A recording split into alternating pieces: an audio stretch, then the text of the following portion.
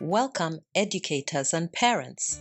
I'm Rosa, the founder of Teaching for Success, and I'm excited to share some valuable insights on how to cultivate a love for reading in our children, right from the earliest stages of their lives. It's never too early to begin raising a reader, and you might be surprised by just how early it starts. From the moment a child is born, they can begin to develop good reading habits. How, you ask? It all begins with the soothing rhythm of your voice as you read aloud to your baby. That's why establishing a reading routine with your child, like sharing a book before bedtime, can be incredibly impactful. Even if they can't yet read the words on the page, hearing the intonation of your voice and looking at pictures in a book kickstarts their love for reading at a very early age. As educators and parents, it's crucial to understand that reading isn't just confined to storybooks alone.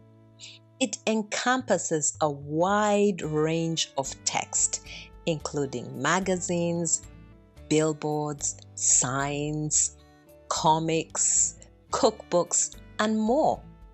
Reading can take place both online and with physical texts. Children are keen observers and they learn by example.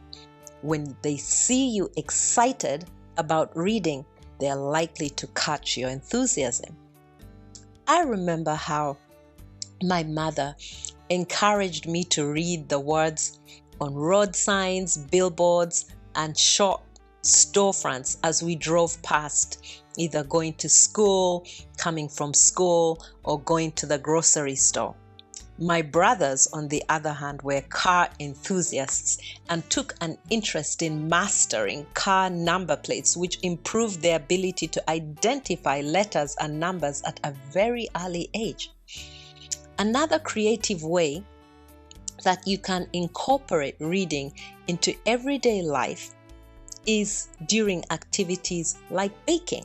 My mother encouraged me to read out recipes aloud, turning baking into a fun and novel way to enhance my reading skills. In essence, reading is not limited to the act of sitting down with a good book. It's an integral part of daily life. Throughout the day, encourage your children to keep an eye out for what we call reading moments. These can be as simple as reading road signs, grocery lists, or the sports column in a newspaper. When selecting texts for your child to read, allow them the freedom to choose books or texts that genuinely interest them. This empowerment makes children more likely to be eager readers. To help guide their choices, offer them a selection of books to choose from. As I mentioned earlier, children are incredibly observant and learn by example. Let your child see you reading on your own. Read to them and read with them. As a parent, I've even taken it a step further by reading the same books as my children, either by borrowing or buying the same copies and then discussing the interesting aspects of the book as we read the same copy of the book individually as a family.